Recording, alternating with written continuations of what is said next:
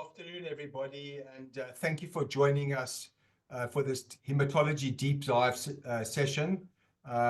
Today we have a very important conversation, and Dr. Heidi Matisonn will be taking us through AI and diagnosis, the important ethical considerations around artificial intelligence.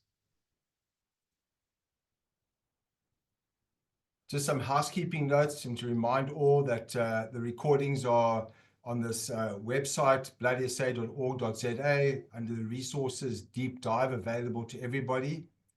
Please add questions or comments to the QA, and we will, once Heidi is finished, deal with those questions. The mailing list is melanie.davids@uc.ac, and there's CPD points for the 1 hour attendance for this meeting, and I think they'll be sent directly to you. I'm not 100% sure. And most importantly is that at the end of these sessions is that if you're presented with anonymous feedback, please fill them in and send them back, as they provide us with important insights in terms of the protocol and the roles, as well as what new talks we should have. So thank you very much for filling them in advance. Just to say thank you very much to our management team, Estelle, Geraldine, Bridget, Nicole, and Melanie Davids, who've been putting these together for a very long time. Thank you very much, everybody, for doing this and bringing everybody into the room. This is our agenda, and our speaker is Dr. Heidi Matisonn. Heidi received a PhD from the London School of Economics in 2012 and is a senior lecturer in ethics based in the ethics lab here at the Department of Medicine and the University of Cape Town.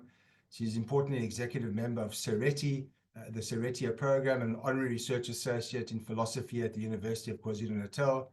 Heidi's expertise are in moral philosophy, bioethics, and research ethics, and her current research focuses on building moral resilience among healthcare professionals. Heidi, I hand over to you. Thanks, Mark. Thank you very much.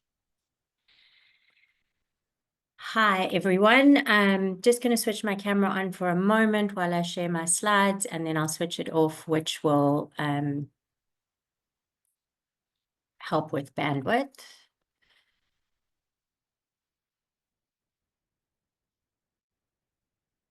Okay, so I'm hoping we can all see my slides. You can, thank you. Great. Okay, so I feel a little bit like a guest who has overstayed her welcome. I think this is the third or fourth opportunity I've had to present. And when I said, are you sure everyone wants to hear this and what should I talk about? I had a couple of options for what we could talk about today. And one of them was ethical AI. And Bridget said, AI is definitely becoming more and more relevant in our lives. So we definitely have to talk about that. She said, this could be really exciting. And Estelle said, brilliant. This is a perfect opportunity to talk about this. So I'm going to try to be both exciting and brilliant. But we'll have to see at the end of the talk and for your anonymous reviews to decide whether I've achieved that goal. So I've rather provocatively entitled this, There's No Such Thing as Ethical AI, and that's what I'm really going to be talking about. So less about the diagnostics and the opportunities for AI in the medical setting, because I'm woefully unable to talk about that, but more about the ethics of artificial intelligence in medicine generally and in the healthcare setting, and particularly in terms of hematology. I'm going to start off by not speaking about AI and introduce those of you who haven't come across it to the Gartner Hype Circle, which is developed by the Gartner company to describe hype and of any new sort of technology or any tool or any new innovation. And there is the innovation trigger, which happens at the beginning, and expectations are very, very high as the media and other people report on it. We then get to the peak of inflated expectations, which is followed, of course, by a trough of disillusionment. Over time, we then have a more gentle slope of enlightenment until we get to a plateau of productivity. And I guess why I'm introducing this cycle to you is because I think that we are somewhere on this, on the slopes, and I'm not going to specify where I think we are, but suffice it to say that the journey ahead is long. It's not, however, new. The Gartner Hype Circle, although this particular concept was developed recently, it can be applied to many, many things. And particularly in hematology, I thought, let's apply it to an old idea, this new concept. And so let's talk about bloodletting before we talk about AI. And as you will know better than I, bloodletting was developed in ancient Egypt over 3,000 years ago. It then moved to the Romans and the Greeks and became really prolific during the Middle Ages, where barbers used to practice the science, or pseudoscience, as it later came to be considered. And you'll know that the barber's pole is meant to indicate the pole that people held on tight to while they were having their blood let. The red lines indicated the blood, and the white, the bandages or the tourniquets. Now, in the 17th and 18th, so certainly in the Middle Ages, it reached its peak of expectation. And by the 17th and 18th centuries, in the Age of Enlightenment with the scientific revolution, people began to question the validity of this method.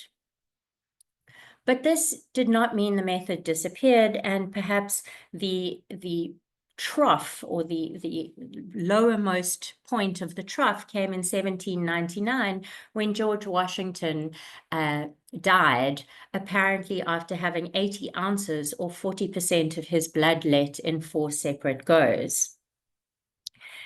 So where are we now with bloodletting? Well, we're gently creeping up the slope of enlightenment, but even as recently as the 1940s, Osler's 14th edition of Principles and Practice of Medicine suggested bloodletting as a cure or treatment for pneumonia.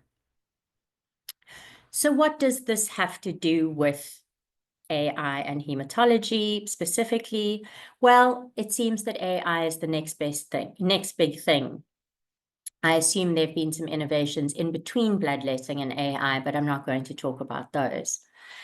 I came across 2 recent articles, both from last year. The one talking about a conference that was being held called, and the blurb says, "Take it up a notch."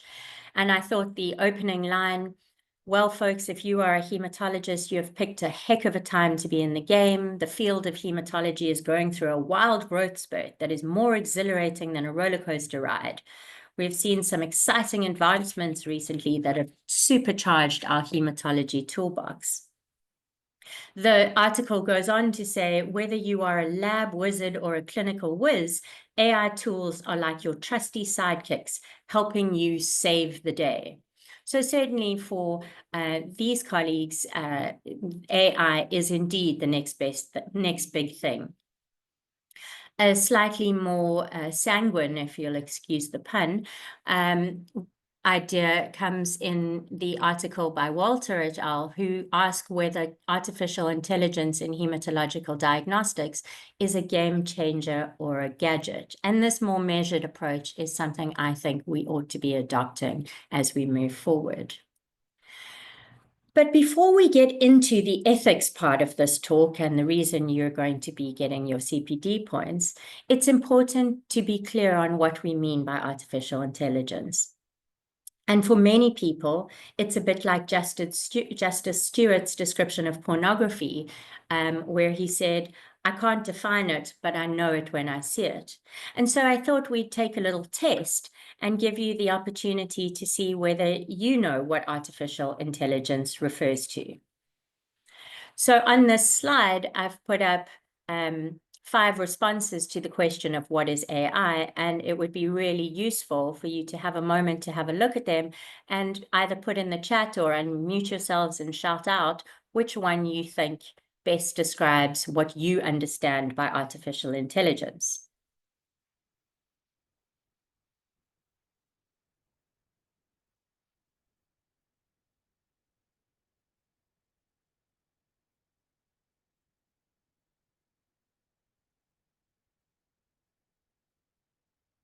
Okay, I see the chat's moving.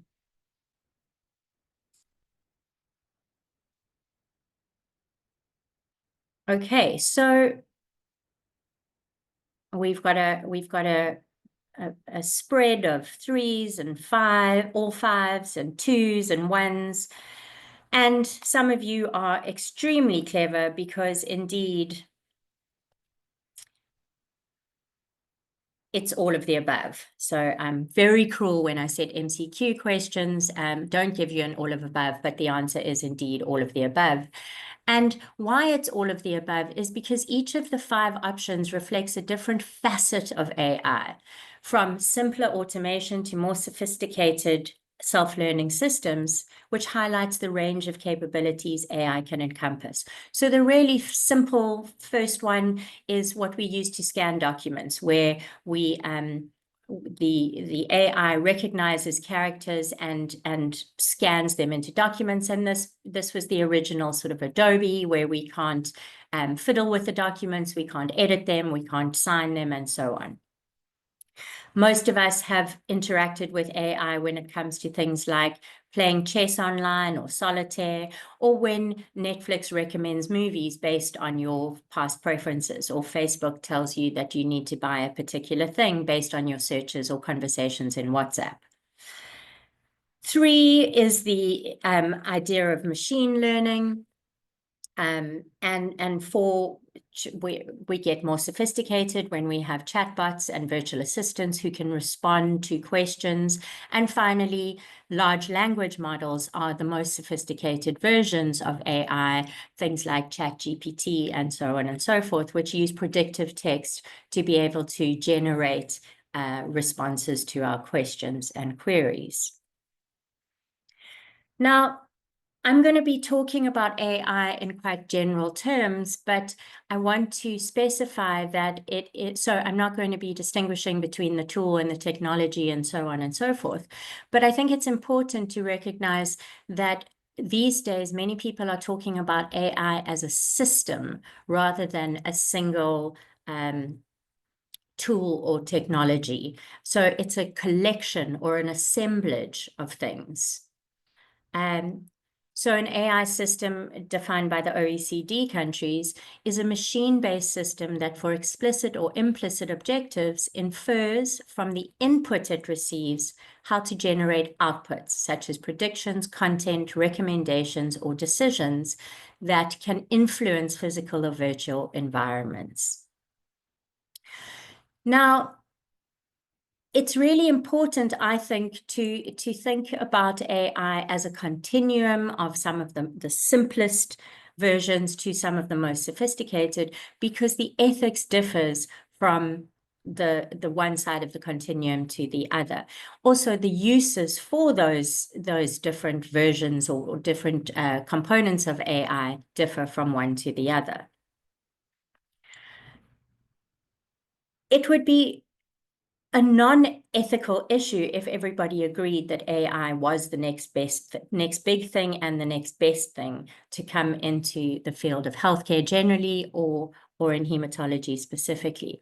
And I refer to an article which is now 5 or 6 years old, just to indicate that people have been talking about this for a while, and yet there is no consensus on whether AI is a good thing, a bad thing, or a combination of the above. So a 2018 United Kingdom survey reported that 63% of the adult population is uncomfortable with allowing personal data to be used to improve healthcare and is unfavorable to artificial intelligence systems replacing doctors and nurses in tasks they usually perform. So that is really the idea perhaps of robotics or of AI diagnosing or caring for particular patients. A German study found that medical students overwhelmingly buy into the promise of AI to improve medicine, but are more skeptical that it will establish conclusive diagnoses in imaging exams. In the United States, decision makers at healthcare organizations are confident that it will improve medicine, but roughly half of them think it will produce fatal errors, will not work properly, and will not meet currently hyped expectations. So what these survey data attest to are the ethical and regulatory challenges that surround AI in healthcare, and in this case, particularly privacy, data fairness, accountability, transparency, and liability.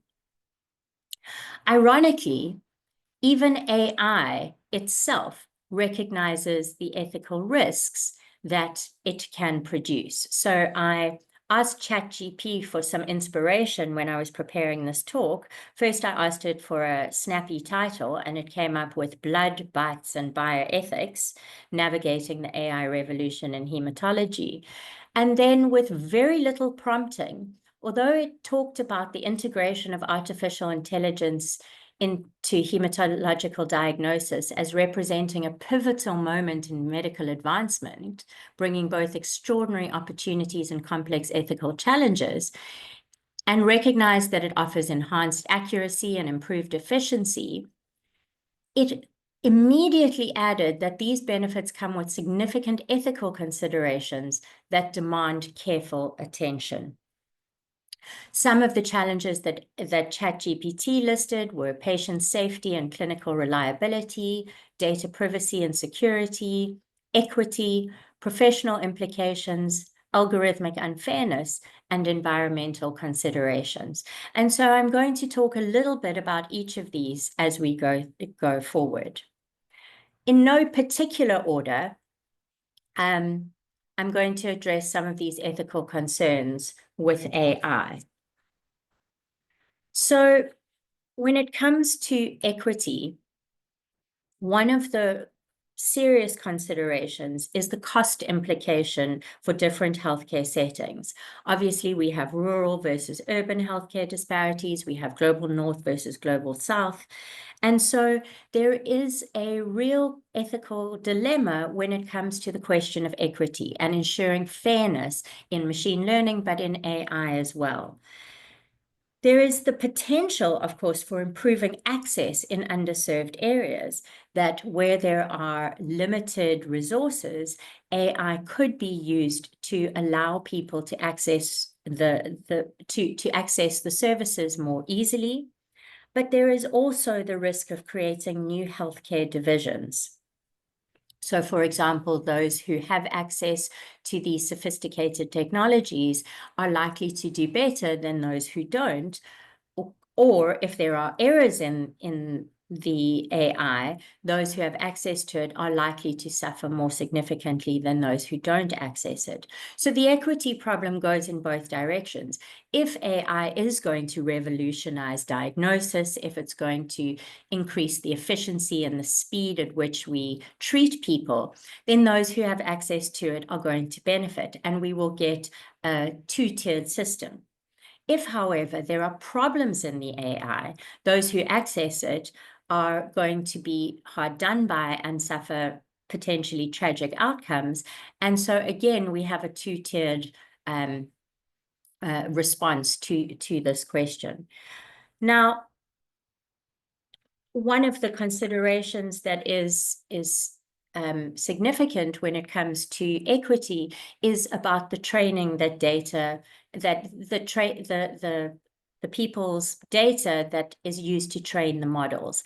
And this again poses an issue for equity, because we know that certain groups of people or certain individuals are more accessible than other people. So we have the worry that even in terms of not just the access to the AI, but in terms of whose data is used to train the AI, it produces another problem when it comes to equity and fairness.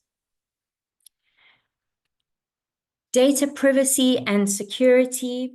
is also critically important. Now, I don't know how many of you have had your data hacked, but if you haven't, you're probably in the minority. In recent years, there have been massive data privacy and security issues.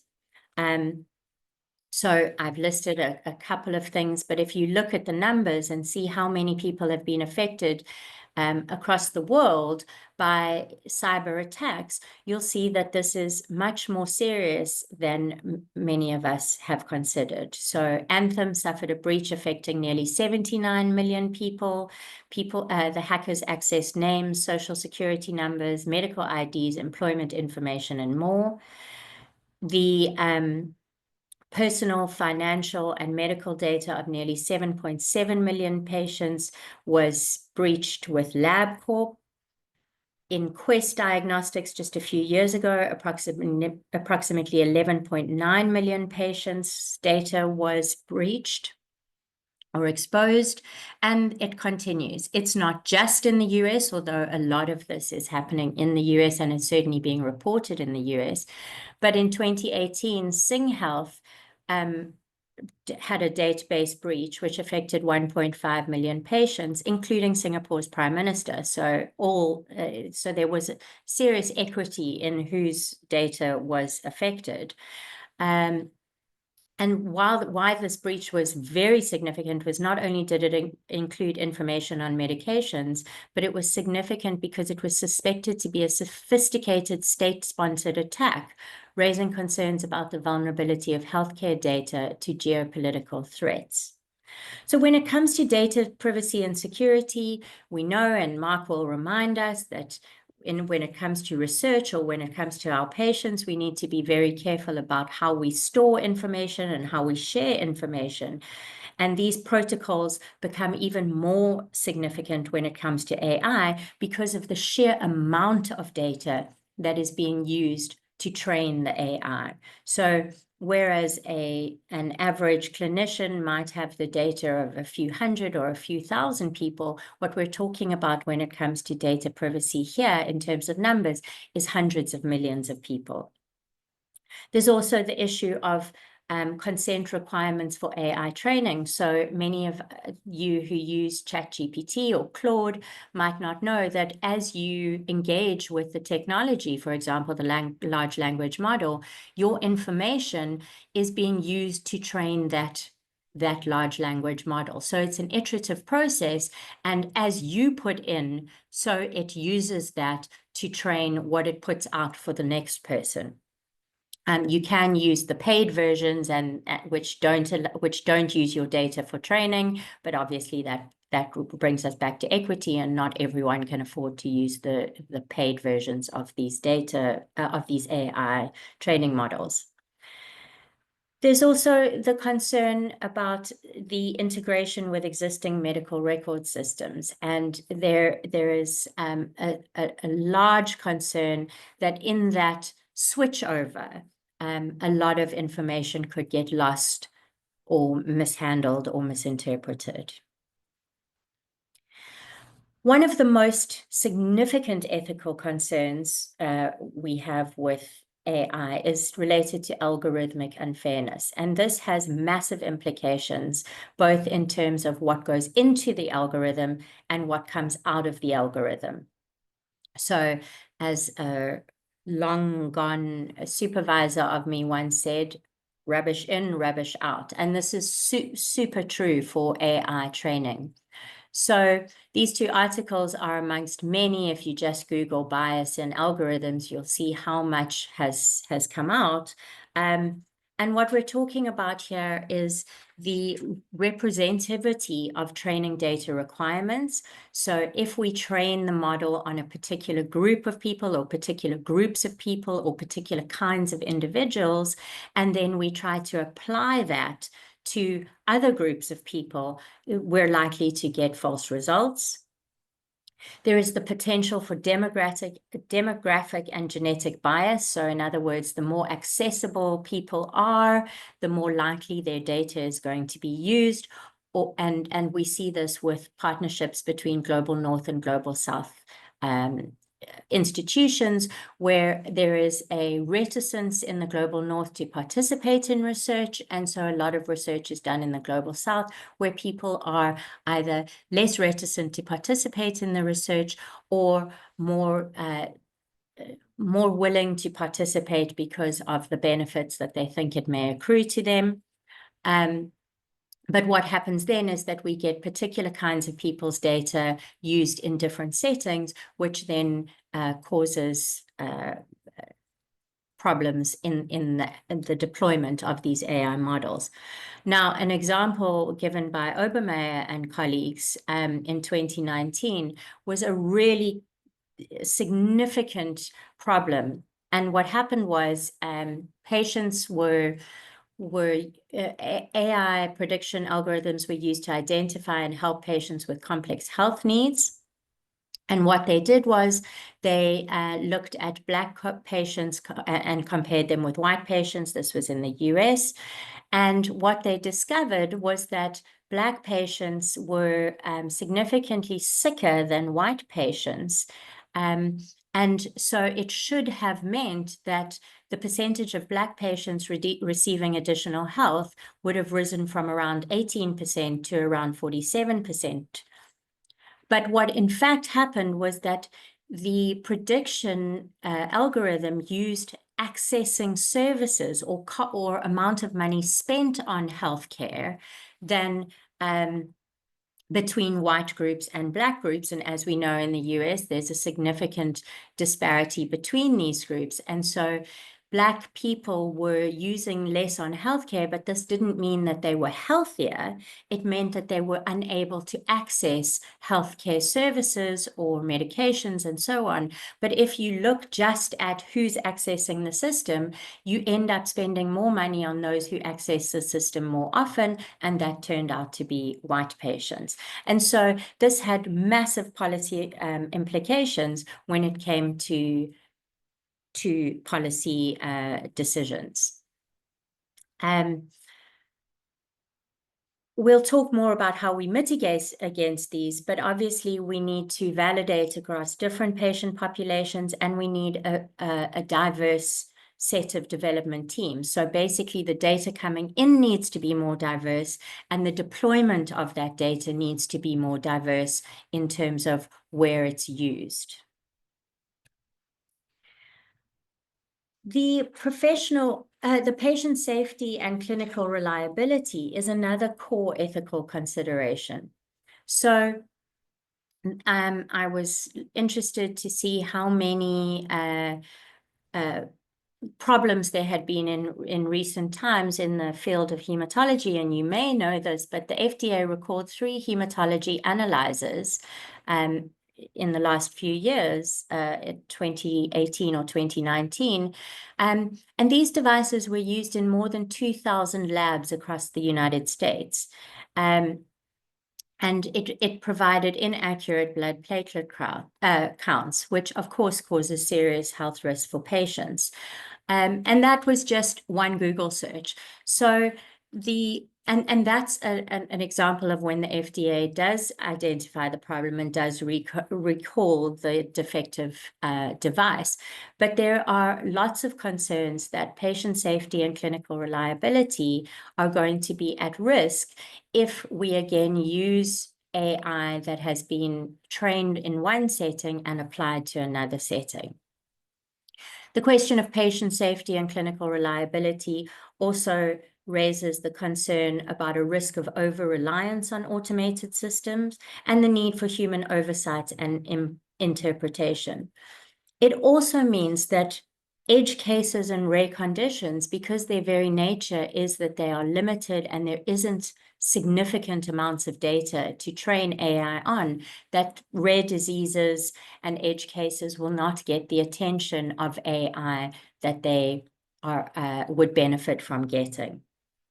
And so the impact of data quality on diagnostic accuracy is a real ethical concern, both in terms of how safe is it for the patients if we rely on AI, and what is the role of the clinician when it comes to mitigating against these possible inaccuracies.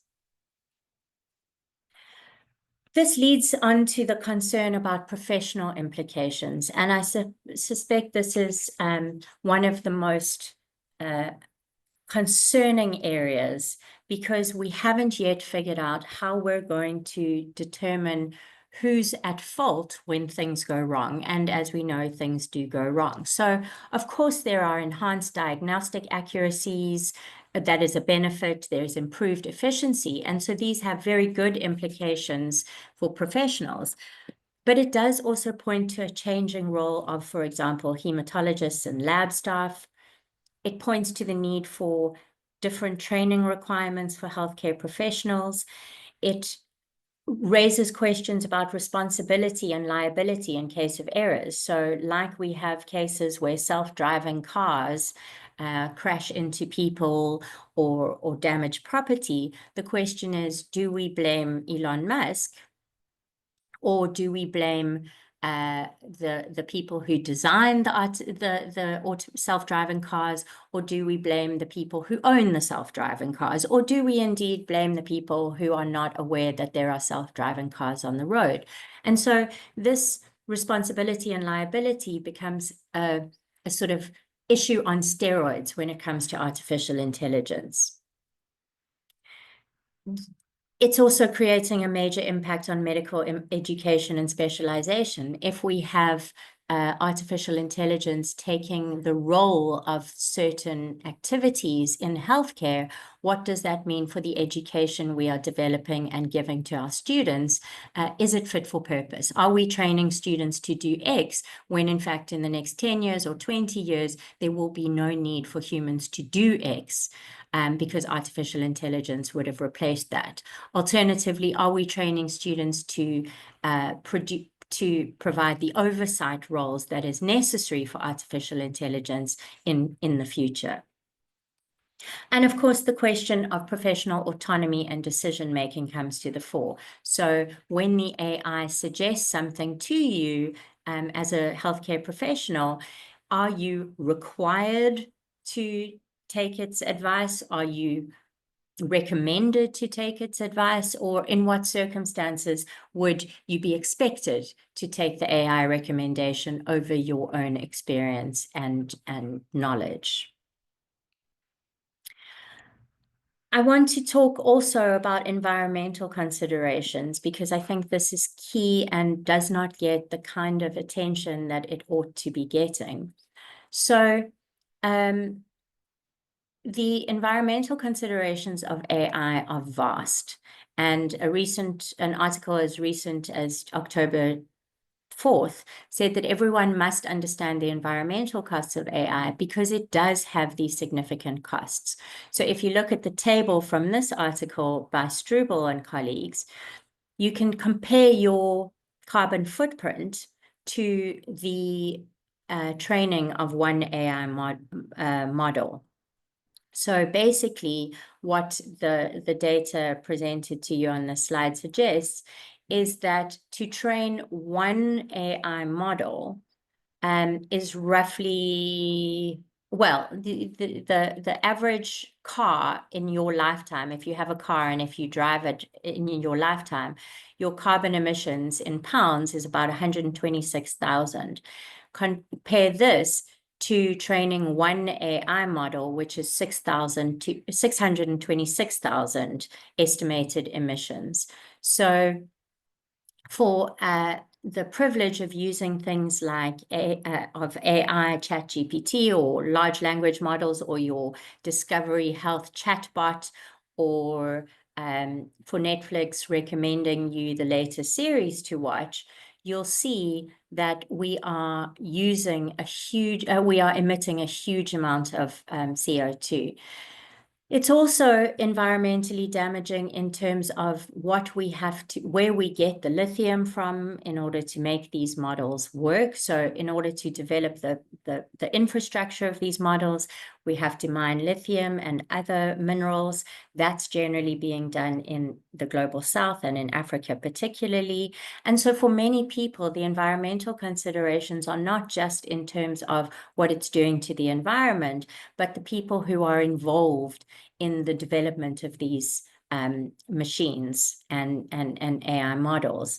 And so what we talk about when we talk about the environmental issue is that for some people, the extraction that is required makes us at least want to think about whether we should be embracing AI with the kind of zest that seems to be happening, but at least among some groups.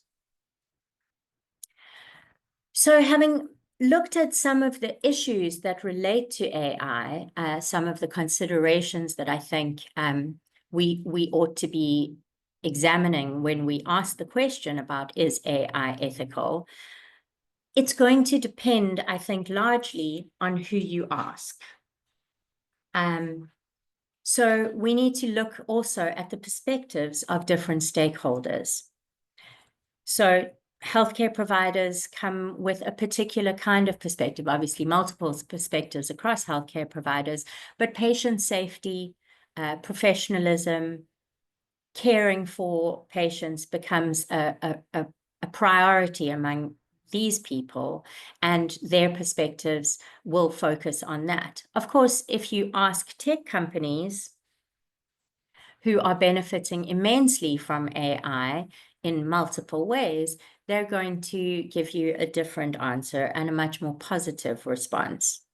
Environmentalists, I think we've got the gist of the concerns of environmentalists across the world when it comes to AI. So whether it's in terms of the data, the infrastructure that we need to support, or in terms of the emissions that using the AI emits.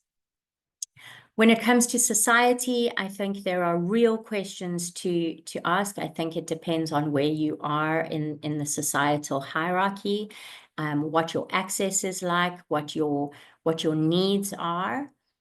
And of course, governments, and different governments have different responses to this. So the question of whether AI is ethical is really one that is going to depend on who you ask. I think a more important question is whether AI can be ethical, and what it would take to make artificial intelligence ethical. And there's a lot of work that's going on in this field. So a lot of institutions and organizations have got together to try and answer this question. And for example, the OECD principles on trustworthy AI include inclusive growth, sustainable development and well-being, human rights and democratic values, including fairness and privacy, transparency and explainability, robustness, security and safety, and accountability. And why I think it's important to note the revisions that took place 5 years after these were initially adopted is to show you the pace at which AI is moving. So in only 5 years, these principles were updated to consider new technological and policy developments, ensuring they remain robust and fit for purpose. All of these principles are attempts to respond to the concerns that AI is giving rise to. The growth, the sustainable development and well-being is really responding to both the environmental concerns as well as the mental health concerns that we are discovering are significant when it comes to different types of AI and the effect that it's having on people generally, on children specifically. There is concern that the human rights and democratic values, including fairness and privacy, are there to respond to both the equity issue and the data security issue. The transparency and explainability is one of the significant concerns that we have, because often we are told, if you engage with AI and you ask why it's recommending a particular thing or why it's chosen to generate a particular set of information, we're often told about the black box, that AI is so clever that we as mortal humans, or certainly the ones who are not designing the AI, can't possibly understand how it's coming up with these responses. So a lot of concern, for example, around AI hallucinations, where AI likes to please people. Generally, most of them are designed to please people. And so when AI doesn't know something, it makes it up. I had to recently write a bio about myself, and I asked Claude, which is a different version, a different kind of ChatGPT, to write me a short bio, and I was amazed to learn that I am an internationally recognized dermatologist with a special interest in melanomas. I don't know where it got that from, and when I pointed out that that was in no way true, it said, it's really sorry, but its latest update was 2022, and maybe things had changed since then. I then pointed out that even prior to 2022, I had had no dermatological training and was certainly not interested particularly in melanomas, at which point it said, you're not a very well-known person, and therefore my information is not very accurate, which was also rather upsetting to me at the time. Robustness, security, and safety is a response to the breaches that have occurred and are continuing to occur. And as we move on, we'll see that this becomes a really significant challenge when it comes to AI. And finally, accountability. Who's responsible when things go wrong? The WHO guidance on the ethics of governance of AI for health, again, looks at protecting autonomy, promoting human well-being, human safety, and the public interest. Again, we have ensuring transparency, explainability, and intelligibility, fostering responsiveness and accountability, ensuring inclusiveness and equity, and promoting AI that is responsive and sustainable. So it's not that we don't have guidelines. We have guidelines to help us develop ethical AI. The question is, are we using these guidelines? Are these guidelines enforceable? What is the commitment of governments, of tech companies, of society to ensure that these guidelines are put into practice? But basically, I think that the questions we've been asking so far, the question of is AI ethical, or can AI be ethical, I think is an example of the tail wagging the dog. I think they're the wrong questions to be asking. I think what we should be asking instead is whether we can use AI ethically. And to do this, I don't think we need to reinvent the wheel. I think we can consider, again, the idea that we have a lot of guidelines, a lot of principles, and a lot of resources that can be used to develop better versions of AI, less emitters of AI. We can put in place opportunities for people to understand the AI better, for more equity to be put in place. But I think the real question comes about whether we can use AI ethically.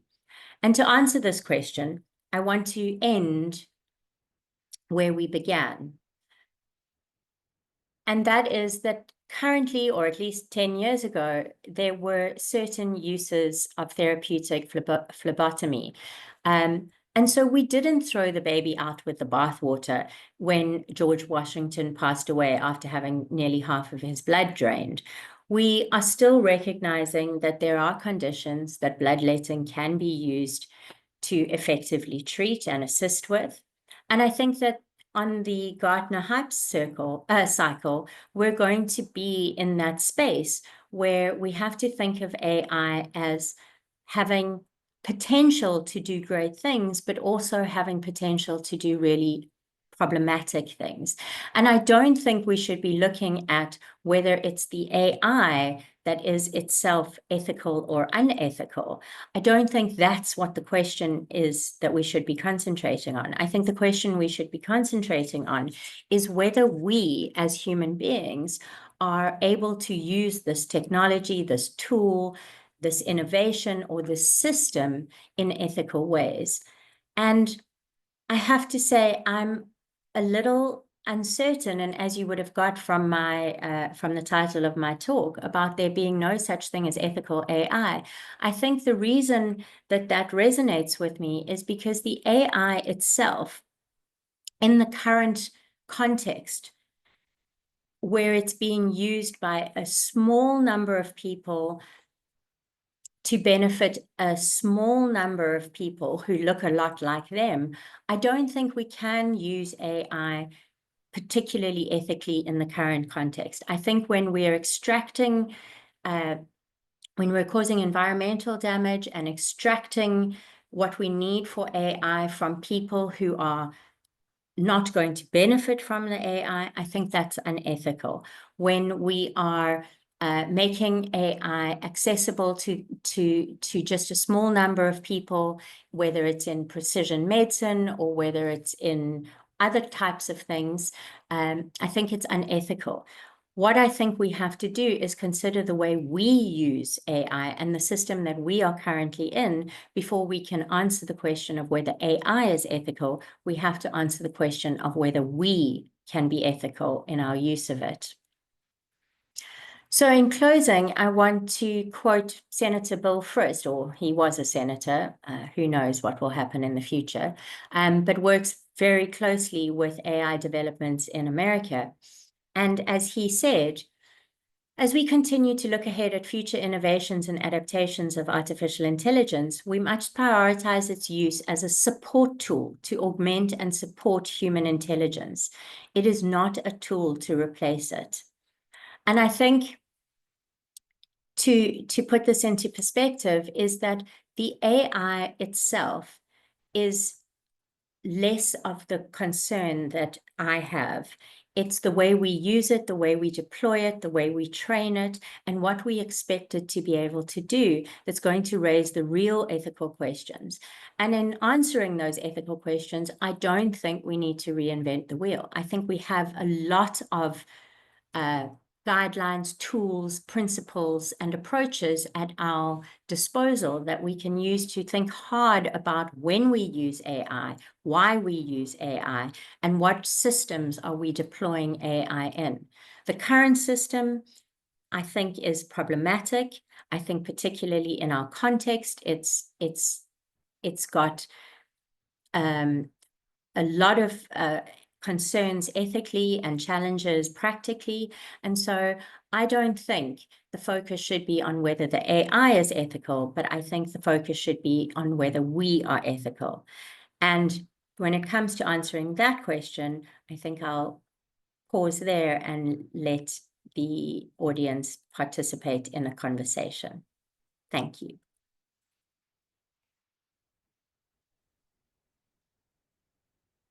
Heidi, thank you very, very much for that wonderful, clear navigation through a very controversial area. Just to say you were exciting and brilliant. And I'm now opening it up to the colleagues.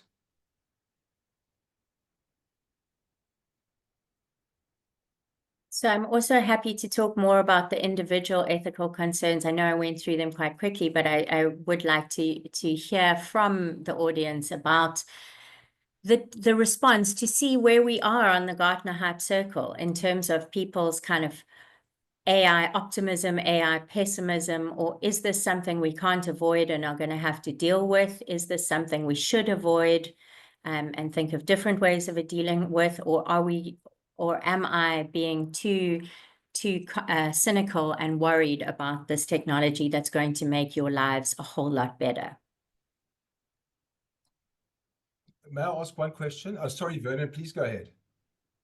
No, thanks, Mark, and thanks, Heidi, for a great presentation. We had a meeting on AI last week at the university, and I asked this question there as well. Can we afford ethically not to use AI? So it's a bit of a provocative question, and the reason why I asked it is I think I'll put it this way. There's a couple of reasons why I say it. I think one, I think we should all use it to get to know its deficiencies and to understand hallucinations mean, how it gets things wrong sometimes.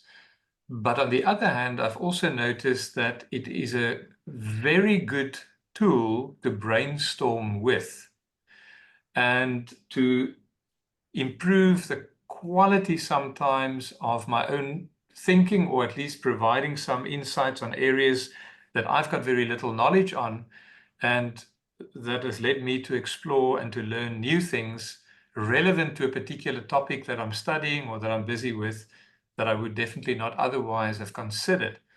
And I think at the end of the day, if we think of the use of AI in particular in terms of research, I really think it can improve the quality of our research design, as long as we really do it in a very responsible and careful way and check everything it says. But in my opinion, at least, I've found that my weak points, biostatistics is a good example, is often enhanced by some ideas about limitations, biases of the approach I'm taking, giving me ideas on things that I could improve, and I've greatly benefited from that. So I'd like to hear what you think. I think it's part and parcel of our life now. There are many weaknesses, there are many ethical questions, as you've pointed out, but I think if we don't use it, we're going to be left behind. And I think if we grow up with it, we're going to learn its deficiencies in time. Thanks, Vernon. I can't agree with you more, in the sense that I do think that it is as significant as the wheel. And I think that to shy away from that is going it is just unrealistic. AI is the next big thing. I think I'm going to answer that question in two ways. The first is, I think that we wouldn't put a tool in the hand, we wouldn't put a scalpel in, well, we wouldn't put a scalpel in my hands, but we wouldn't put a scalpel in a medical student's hand without training them. And I think it's critically important that we see AI as not something you excel at or you naturally are capable of understanding all of its positives and negatives. I think we have to train people to use AI, just like we train people to use knives, we train people to use scalpels, we train people to use wheels. It's not something that we can just expect people to know how to use. And if we do just expect people to use it, if we dump the AI into a system that's not ready for it, that's not trained for it, and that's not prepared for it, we are going to get some very challenging results.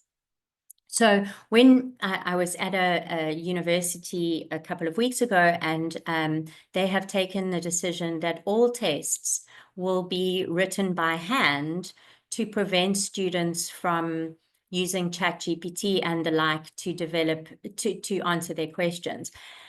And I could not believe that this was the approach taken by the powers that be in the university. I'm pleased to say it's not UCT.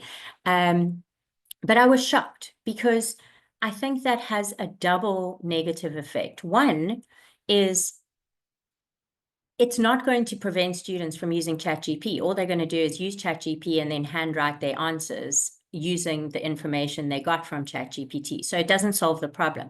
But it also puts those students at a disadvantage, because everybody else is learning how to use ChatGPT and the likes in ways that are beneficial, that are helpful, that, as you say, show us our biases, our limitations, and so on.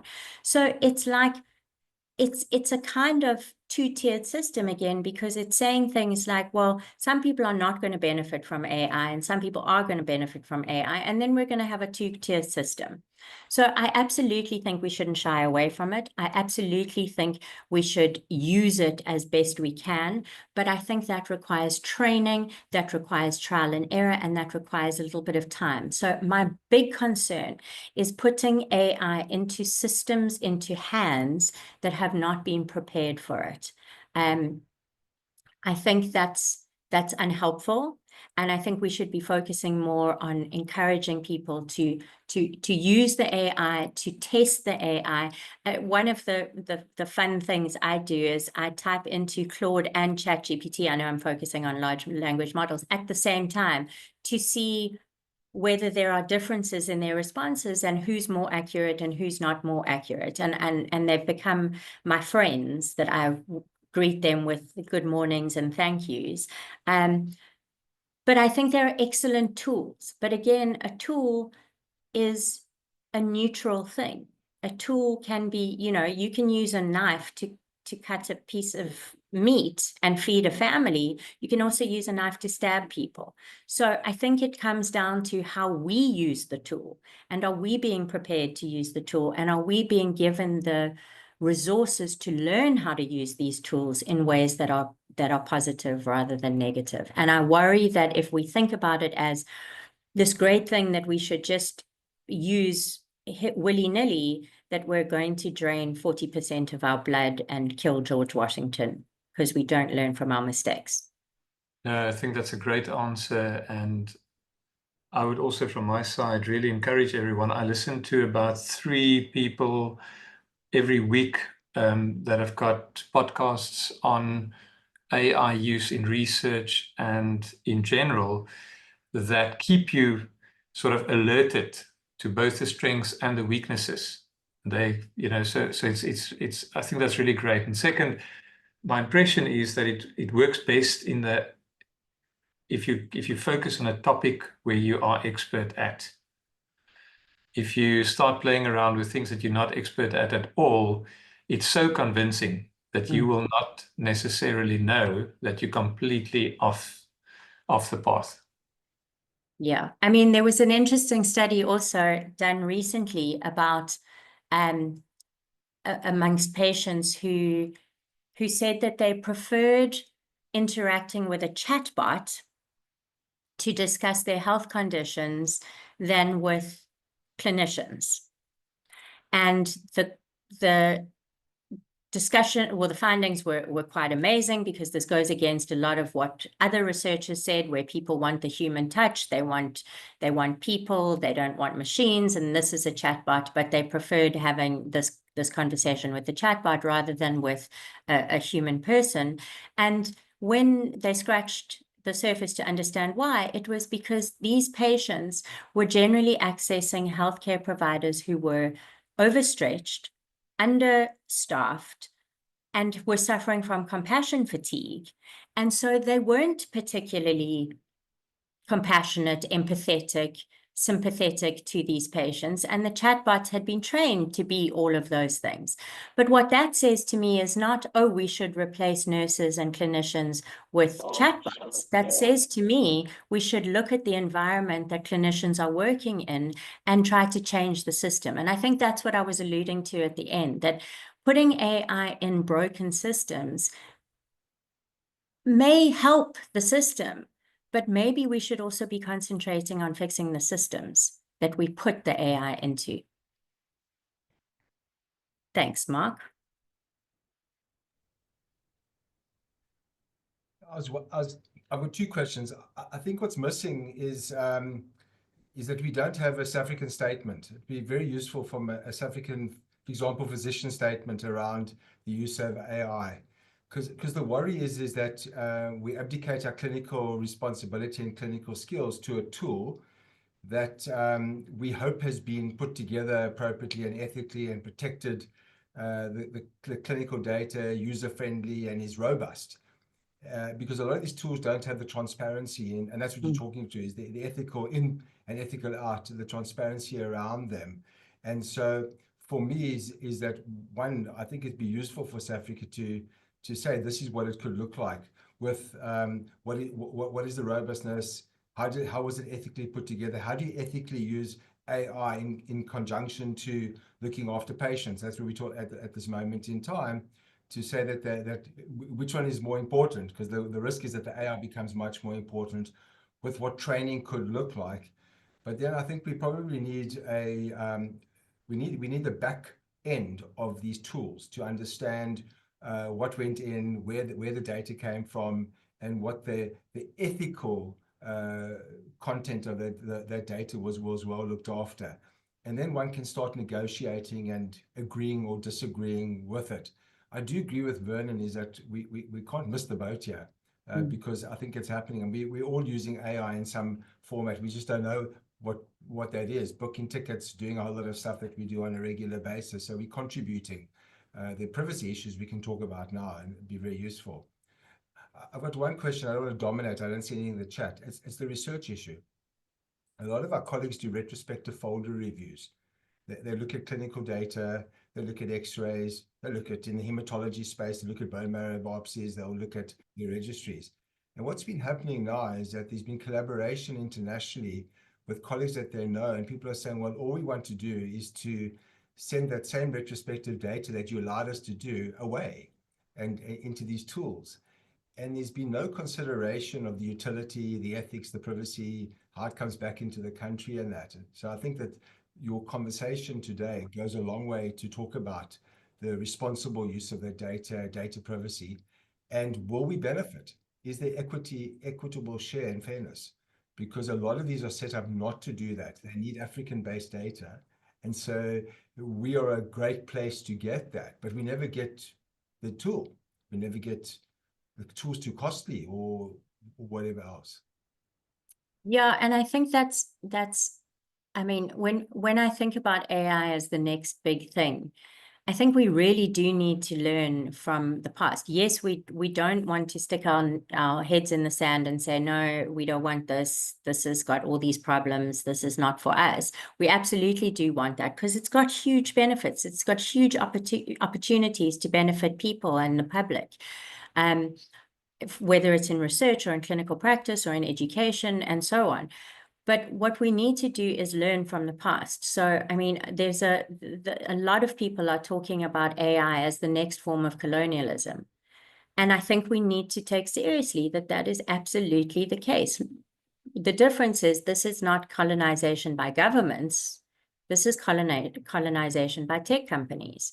And tech companies in this day and age are more powerful than governments. And so it's a great idea to have a South African statement, but who enforces that?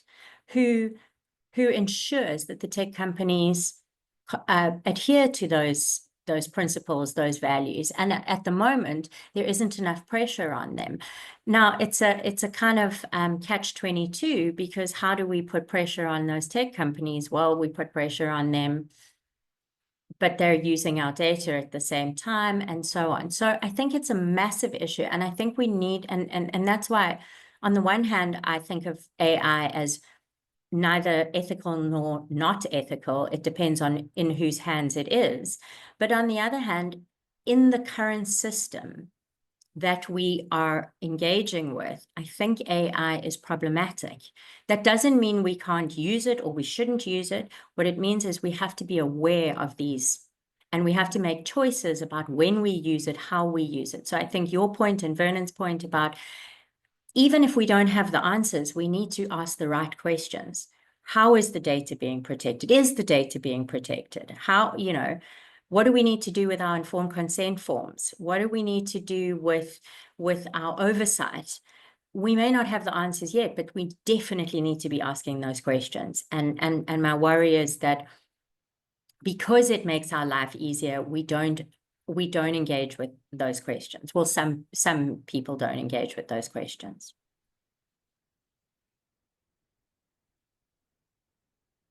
I definitely don't want to be construed as suggesting that we shouldn't use AI. I think that would be catastrophic. The question is how we use it.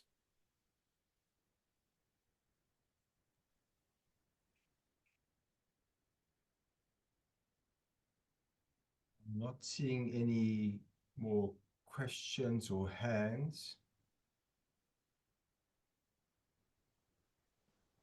I like Nanette's comment that in a way it's scary and exciting at the same time. I mean, that's exactly it. But most new things are, I suspect. And And I think it's good to have a healthy dose of excitement and a healthy dose of fear, and you combine those together and you get responsible use of AI. It's when you're too excited or too afraid that you either use it too much or you don't use it at all, and that becomes the problem.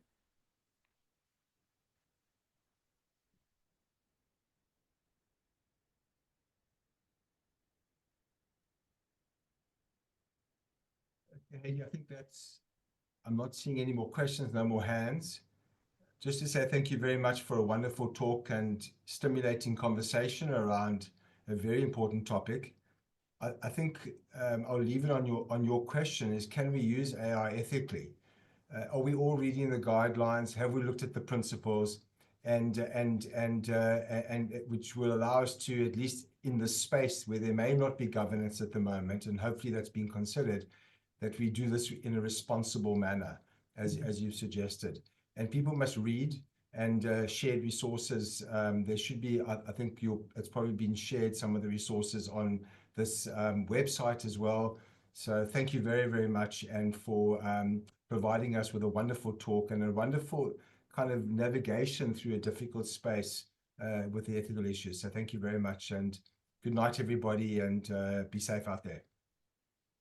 Thanks, everyone. Bye-bye, everybody. Cheers, Mark. Thank you. Bye. Take care.